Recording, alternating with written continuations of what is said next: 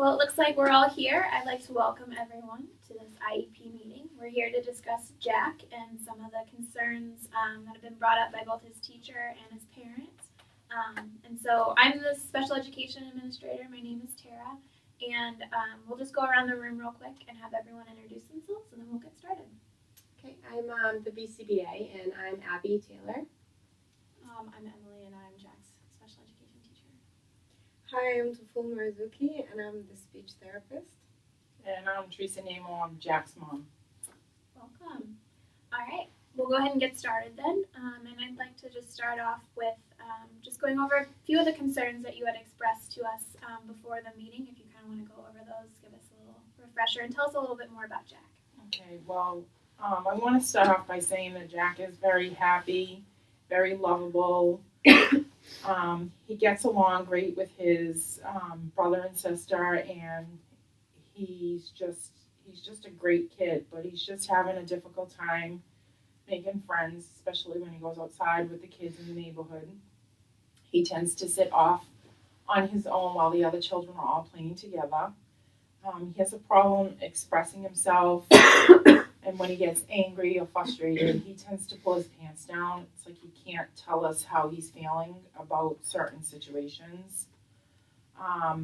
He loves to play with his iPad, and he'd rather do that sometimes than play with his brother and sister. He's just off in his own little world, and he just loves his iPad.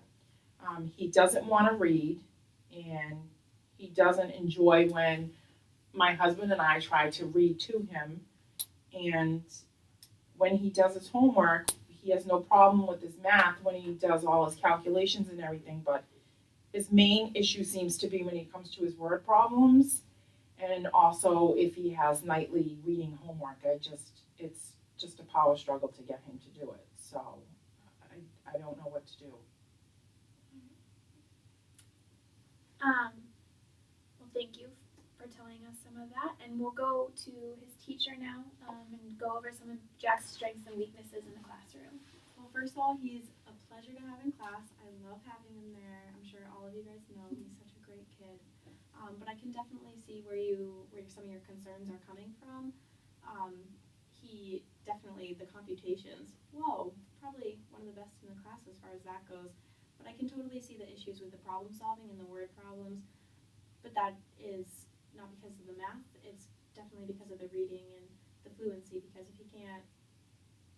he's having trouble reading the questions, then he can't do the computations, which he's so great at. So that's definitely a concern that I have as well. The receptive language, understanding what he's reading, or sometimes with directions that I give. Also, I can see some issues with his reading fluency and decoding and the comprehension. We want to do what we can to get him up to the grade level that we're working for, and I totally can think that we can get him there with the right supports. My suggestion is I think I'm going to try and get some books on subjects that he really likes, and then he'll be more interested to read them. And maybe you guys can do the same at home for bedtime stories, or because what do you think is his most intense interest? What does he love? He loves SpongeBob. That's perfect. They make so many reading materials on SpongeBob, so I think I'll go to the store later. That's great. Also in the classroom, I've noticed some behaviors. He definitely has pulled his pants down when he gets frustrated sometimes. It's so embarrassing for me. Well, we have a great BCBA here, so we're going to try and work on that. So I have been called in a few times, and I've observed him, during academics and structured and unstructured times. And Jack is a great kid. He's fun to be around. We have observed him with around times with reading and times of play, and we've had several instances of him pulling down his pants. I remember seeing that too, and I can see how that can be a little frustrating. We have done an FBA, and we've seen the underlying causes. What for that. what exactly is an FBA? So it's basically one of the assessments that we use for determining what the function of behavior is. So we have gone into that and seen why Jack is doing what he's doing. So we've determined that his behavior of pulling down his pants is due to frustration and anger, and he's getting for feedback from that is he's looking for attention and he's looking for escape because, for example, I've seen him in class having a hard time with reading, and he immediately has pulled down his pants and gotten kind of a big reaction because it's very unexpected, of course, and been removed from the class. So those definitely are areas of concern, and I think it's something we can really work on too. I definitely suggest, coming from a behavior standpoint, and after evaluating your son, I think that he would really do well after maybe having a token reward system put into place for him and implementing that and seeing how that works out for him. Maybe that's something I can try at home as well to get him to read. I can tell him that if he can read for 10 minutes, then I can give him a star. And for every star that he earns, for every 5 stars he earns, I can give him 20 extra minutes on his iPad. Do you think that might help me at home as well? Yeah, I think that definitely would work to have it carried over at the home placement. I think it's really great to have parents be on board with whatever we're doing in school and have it be across the environment for him would be great. I think that's a great idea because then you can, in the communication book that we already use, you can tell me if he earns stars and I can tell you how he does. And then when he comes in the morning, I'd be like, oh my gosh, you did a great job last night. And so he can get that reinforcement from me as well as you. So do you think it's something that maybe we should put into like his binder that he brings home every day, and that way you'll be seeing it at home, and then you'll be seeing it at school and I can be seeing it at home as well? I think that's a great idea. Okay. That's awesome. We can even get one with SpongeBob on it. Oh. I can make that. And just making sure that every day then that goes, from the school to home and home back to the school, so that way it can be used in both settings. Okay, great. All right. Well, then we will move on to some of our speech and language. Hi. So I've noticed that, like you mentioned, Jack is limited in his expressions. So I've been observing him and will further my evaluation. I suggested working with him twice a week for 30 minutes. Basically, we'll work on his functional language.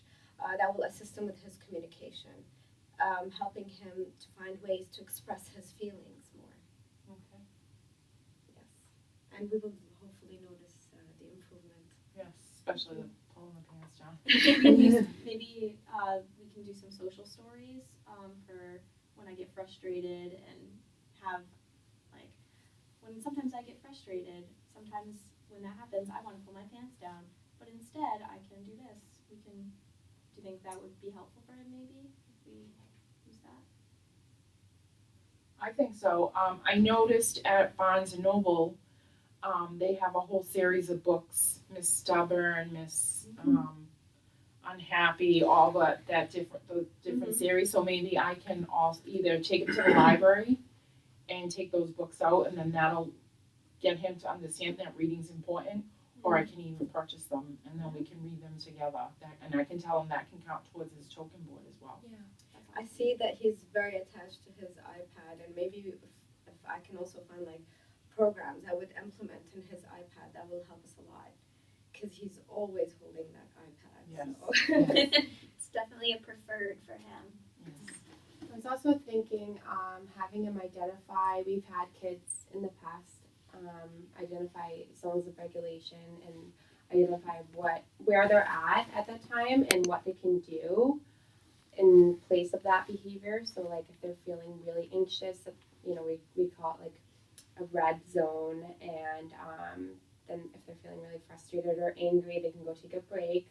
or they can do like a sensory toy and squeeze something, or like, you know, if they're kind of in the middle, they can just kind of like take deep breaths, or, you know, identifying even just right, like what that's about, and like knowing that you're in that zone and getting reinforced for that is also very helpful. So maybe that could be something else that we could work on with him. I try the timeout thing at home, but it doesn't seem to be very effective for him, because when he gets angry that he's in the timeout, he pulls his pants down. So that's, We can look at more positive reinforcement before we look at the punishment, okay, and then go from there.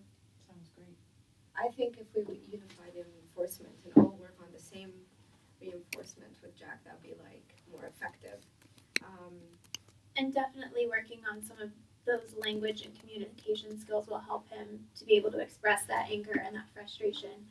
We can come up with strategies that will work in both the school setting and at home, so that we're, in a way, kind of replacing that negative behavior that he currently has, and working towards a more effective communication so that you understand what his needs and wants are. Okay. All right. Well, I'll just kind of go over some of the key points that we've been discussing here, just as a little refresher. And if anyone has any questions as I'm going over or wants to add anything, feel free. So we've talked about some of his behavior issues that we've seen, especially with the ability to express anger and frustration tends to be the emotion that he struggles with the most. So working with speech in order to gain those skills to express that frustration and anger. And also, we mentioned the token board for using appropriate behaviors. Then for reading as well, using a token board for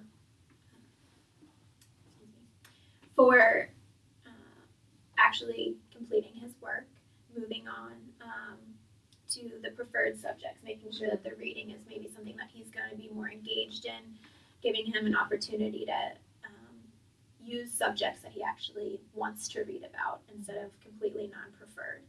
And you had mentioned at the beginning too that you were concerned about his ability to make friends and communicate with peers. And I think all of that will be addressed within the speech.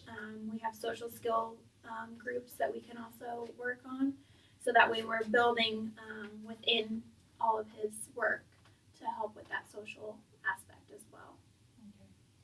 I will definitely throw in some SpongeBob stories. Oh yeah, all of his stuff is going to be SpongeBob. Love it. All right. Well, I think we've covered everything. Any more questions? Anything anyone wants to add? Do you have any more questions? No? All right. Well, we'll get this written up. Yeah. We'll get this written up, and then the IEP will need, once it's sent out to you, will need to be signed and returned.